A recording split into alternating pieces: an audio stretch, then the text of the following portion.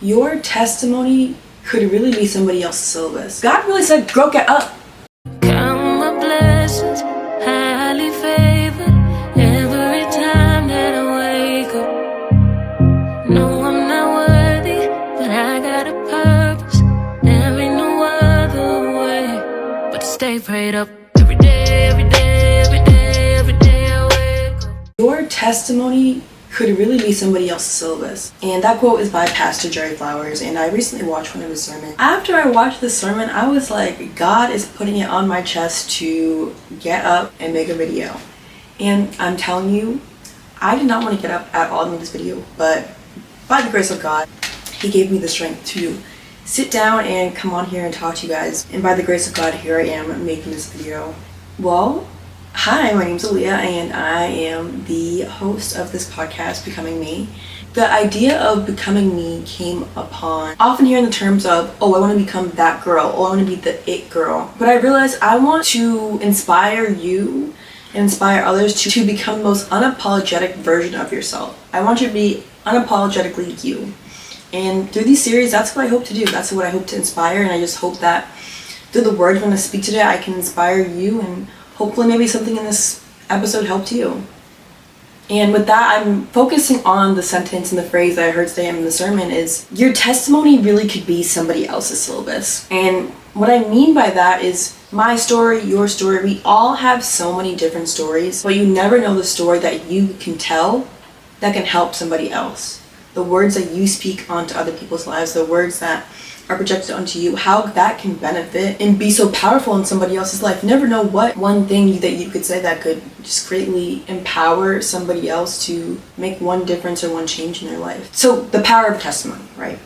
He says, come and listen, all of you who fear God. Let me tell you what he has done for me. Psalm 66, verse 16. I think in the world we live in right now, your testimony, my testimony, you never know the impact that it can have on somebody. And I think that testimonies can be such a powerful tool to draw people towards God and their faith in their journey with their walk in Christ. For the environment that we're living in right now, we went through a global pandemic where everyone's lives flipped up and turned upside down, and you never know the story that could impact somebody else of your journey through the pandemic. Or even now, we're in an economic downturn where so many people are getting laid off and don't know what their stance is, what the world could look like for them, where their next paycheck is coming from. The amount of people who are struggling with financial insecurity and uncertainty of not knowing what's next. Even for myself, throughout the past, I want to say year, 6 to 10 months, God has showed me the amount of trials and tribulations God will put you through, not because he wants to hurt you, but because he loves you and he's teaching you for a greater lesson. You have to understand there's a bigger picture, and that everything that God has for you, that God is putting you through, is to open your eyes into what he has in store for you. There were so many times when I was like, I don't know what I'm doing. Like, what is my purpose here? Like, what is my purpose that God has asked me to do? I can't figure it out. Like, I just don't know. Feeling so hopeless, so worthless. And just falling back onto him was the best decision I've ever made. And knowing that I can trust God's provision for what he has for me and have faith that he will take care of everything.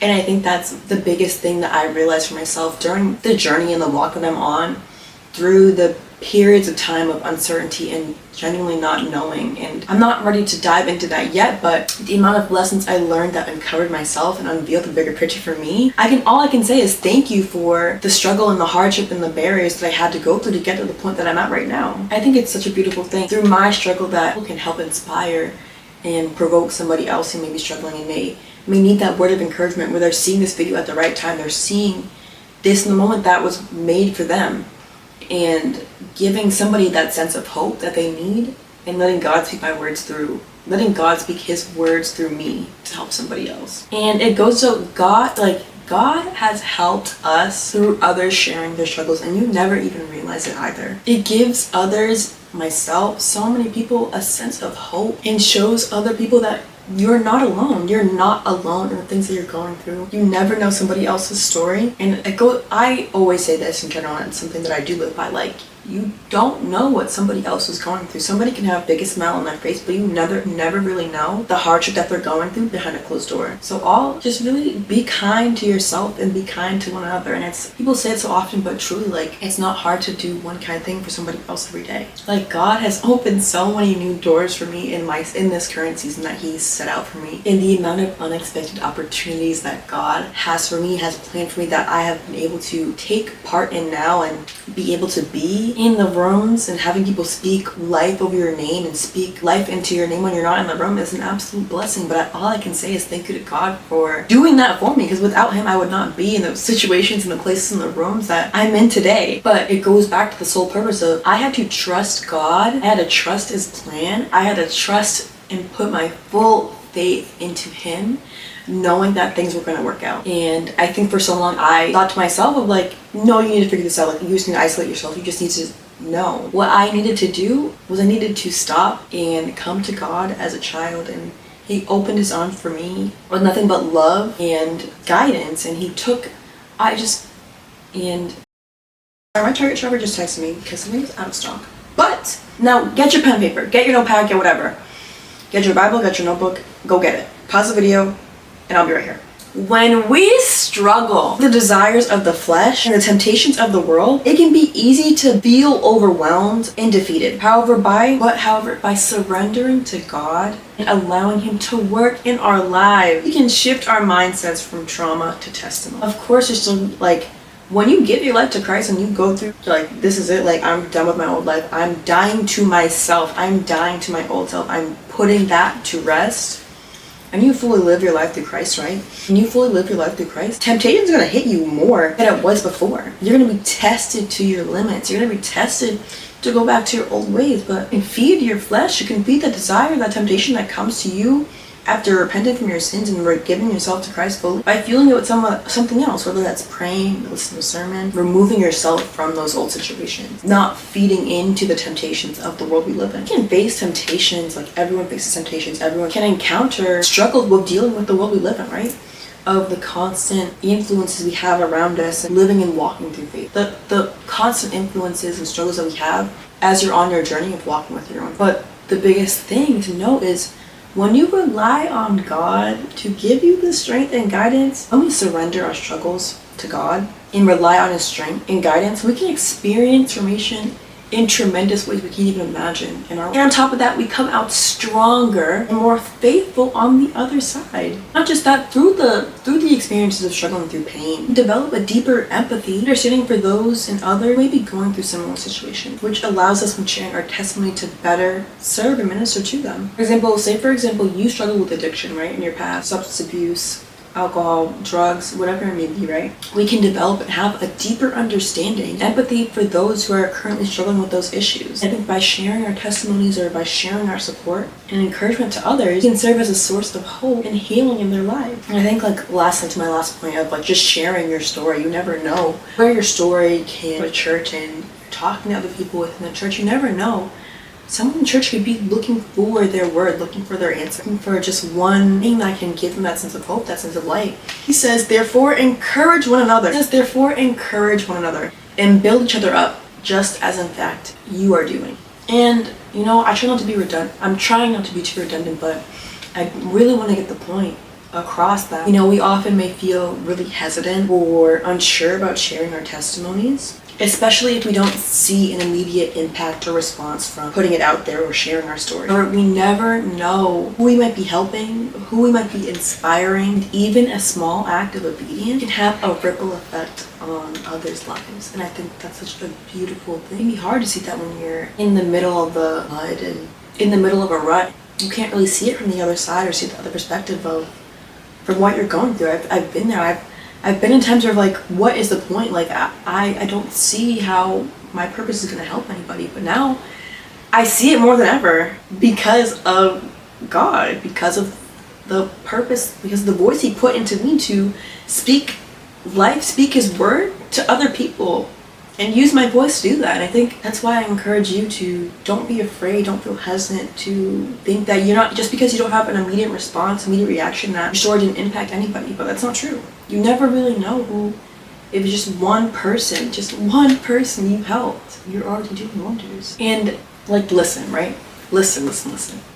God comforts us in our afflictions so that we could comfort others in theirs. When we go through like difficult times or isolate ourselves in our struggles, and literally I'm telling you, for 10 months, I didn't want to talk to anyone, I didn't want to see anybody, I didn't know like what I wanted next, what I was supposed to do next, thinking that there's nothing that I could possibly do to fix the situation that I was in. When we turn to God and allow Him to comfort us, girl, play with me. We can in turn offer comfort and support to others who may be going through similar